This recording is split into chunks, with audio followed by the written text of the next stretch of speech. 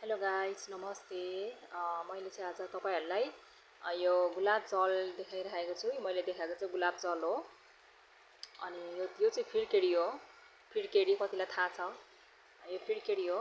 अनि यो फिर्केडी र गुलाब जलको विशेषता चाहिँ विशेष गरिकन हाम्रो दिदीबहिनीको जति पनि फेसमा पोतो छ, डन्डीफोर छ, मेरो जस्तै हैन, मेरो हेर्नुस् त कति धेरै छ, पोतोहरु छ नि हैन। यो पोतो डन्डीफोर हुनेहरुको लागि चाहिँ विशेष गरी यो फिटकेरी र गुलाब जल चाहिँ एकदमै राम्रो मानिने रहेछ। र मैले पनि पहिला चाहिँ धेरै नै क्रिमहरु अनि यो फेस सुकिराउने क्रिमहरु हुन्छ नि, यो लाख मिलियन भ्युज गएको क्रिमहरु हुन्छ नि, तिनीहरु युज गरेको। अन्त त्यो युज गर्दाखेरि यति धेरै मेरो फेसहरु बिग्रेको छ। अहिले हेर्नुस् त यति धेरै पोतो आयो।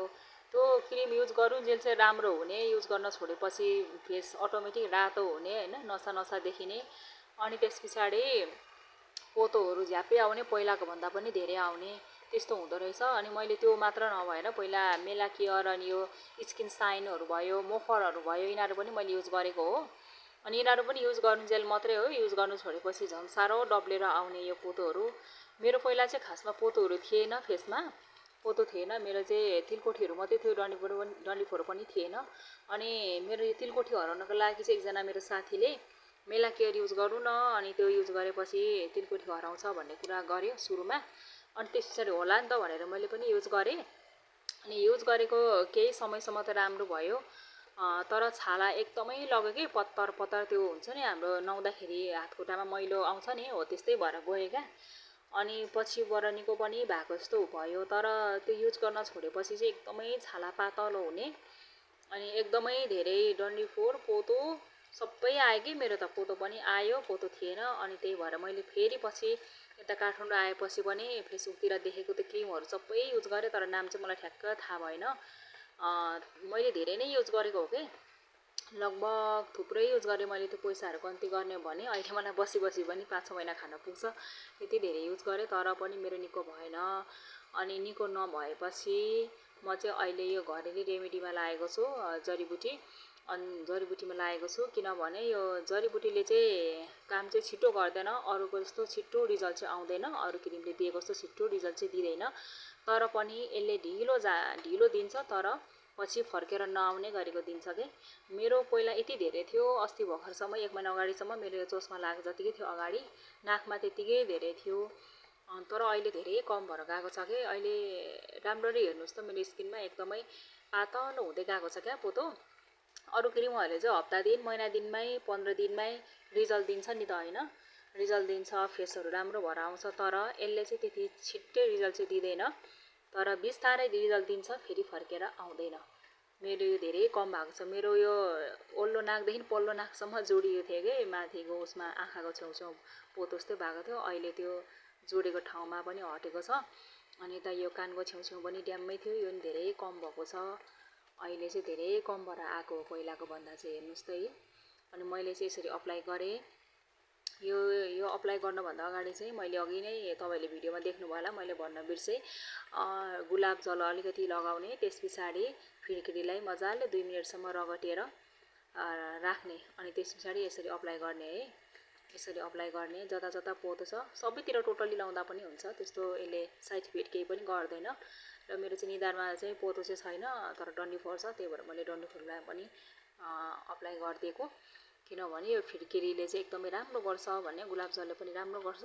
फिर्केरीले चाहिँ एकदमै सफा गर्ने रहेछ कि, फेसलाई एकदमै क्लिन गर्ने। अनि मैले चाहिँ यसरी रगटिदिएँ मजाले हातले पनि।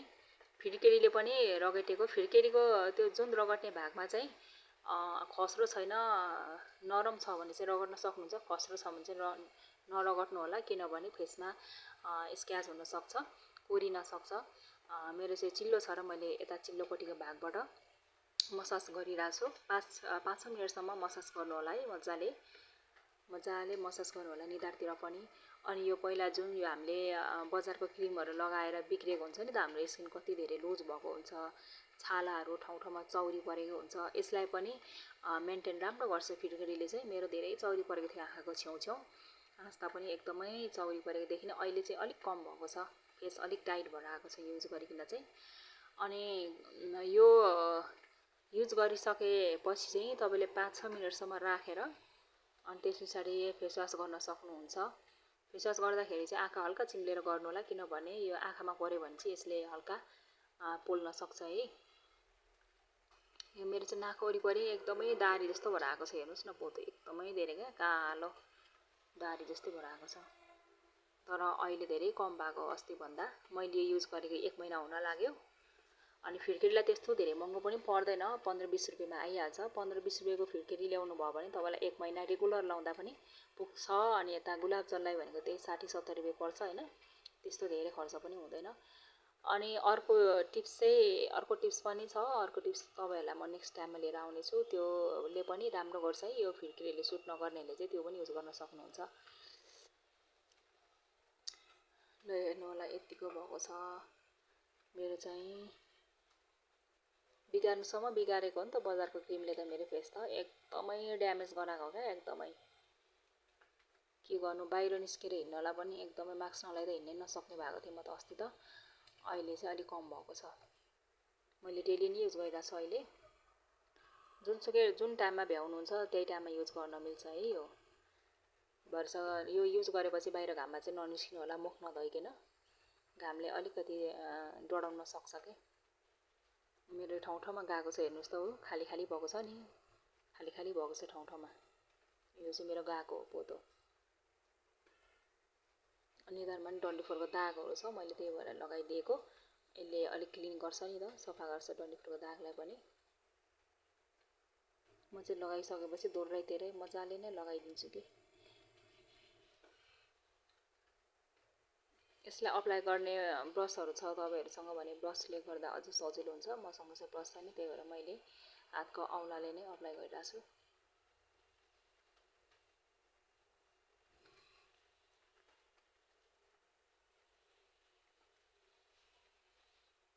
त्यो चाहिँ मेरो डन्डीफोरको दाग हो। अनि यो हेर्नुहोस् त, मेरो छुटेको छ नि, पहिला त्यस्तो थियो फेस, अहिले सर्लकै छुटेको छ। पोतो आएको भएको र पोतो नआएको भएको त्यस्तो भएको छ। त्यही भएर यो बजारको क्रिमहरू चाहिँ भरोसा कसैले पनि युज नगर्नु होला भन्न चाहन्छु म चाहिँ। नराम्रो कमेन्ट पनि नगर्नु होला। तपाईँलाई मनपर्छ भने भिडियो हेर्नुहोस्, मन पर्दैन भने स्क्रल गर्न सक्नुहुन्छ। मनपर्छ भने चाहिँ सबै दिदीबहिनीको सामु चाहिँ यो भिडियो पुर्याइदिनु होला, सेयर गरिदिनु होला, फलो पनि गर्नु होला है त। म अर्को भिडियो फेरि अब 1 महिना 1.5 महिनाको बादमा लिएर आउँछु, किनभने यसको रिजल्ट अरूको जस्तो छिटो देखिँदैन। के कस्तो हुन्छ म तपाईँलाई भिडियोमा नै अपडेट गराउँदै गर्छु।